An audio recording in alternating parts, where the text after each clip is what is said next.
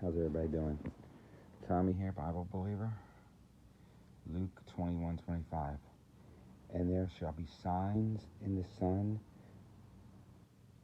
and the moon and in the stars upon the earth, distress of nations with perplexity, the sea and the waves roaring, men's heart failing them for fear and for looking after those things which are coming on the earth, for the power of heavens shall be shaken.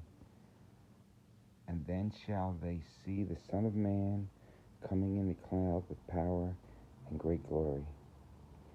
And when these things begin to come to pass, then look up and lift up your heads, for your redemption draweth nigh. Now, check it out.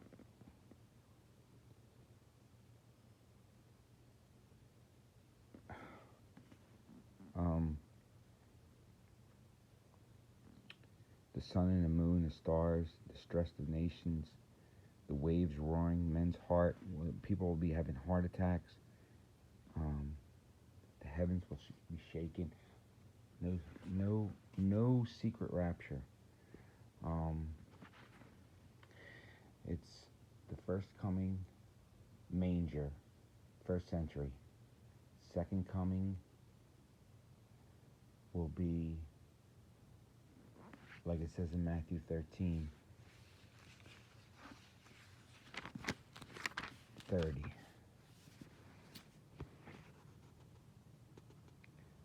Let both grow together until the harvest. And in the time of harvest I will say unto the reapers, gather ye together first the tares, and bind them in bundles to burn them, but gather the wheat into my barn.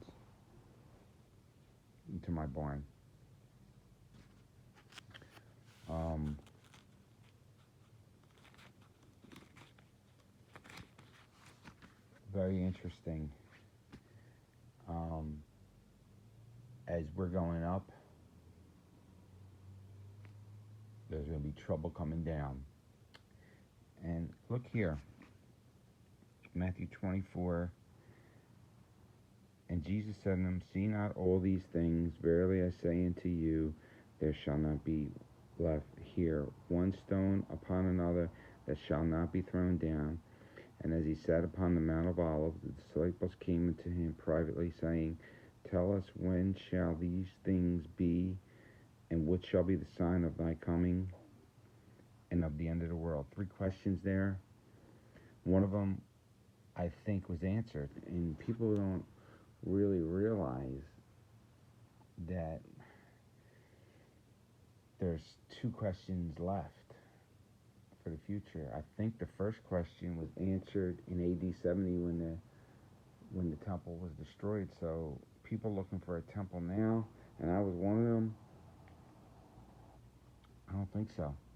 I think we got to keep watch for the sign of his coming. And, wars, rumors of wars.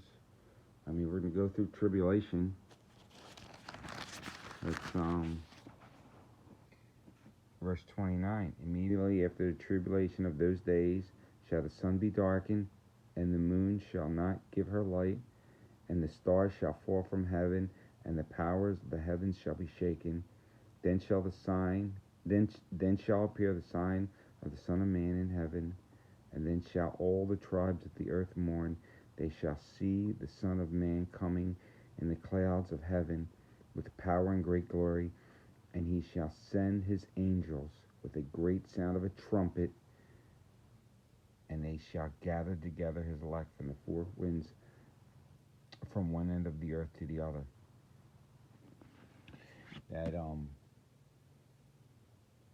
And when it says in Revelation 1:7, every eye shall see him, even as has pierced him. Everybody who's ever died, who's ever rejected Christ, will be resurrected. Hitler, Caiaphas, Stalin, Herod, Pilate, Judas, they'll all be resurrected. They're all coming out of the grave, and they're going to see his second coming. Immediately after the tribulation of this day. So we're going to go through some tribulation we're supposed to watch. And the parallel passage to this is Mark 13. And for anybody who says it's only for the Jews, it's only for Jerusalem, look at what it says in verse 37. This is the parallel passage to Matthew 24.